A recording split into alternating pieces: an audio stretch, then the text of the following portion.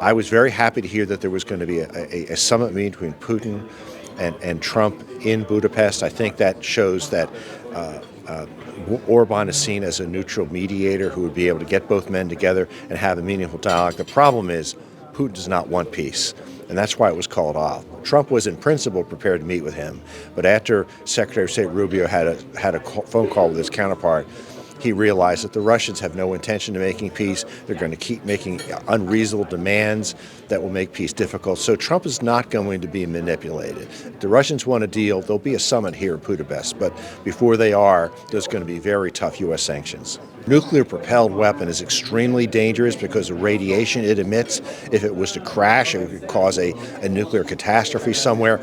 It's irresponsible. A nation is testing a weapon like that. And I think the U.S. is going to be having some pretty tough talks with the Russians to get them to agree not to test this weapon again. Well, unfortunately, it looks like Putin doesn't want to negotiate. So Trump has put in place very tough oil sanctions against major Russian oil companies.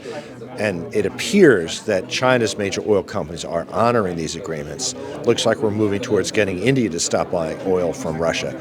If that's true, it is going to put unprecedented pressure on the Russians, and hopefully it will get Putin to drop his opposition to negotiating in good faith to bring about a ceasefire. It may take time. The Russian people may have to suffer significant economic pain, but Trump is not going to give up on this. European leaders are constantly lecturing Trump for being too close to Putin.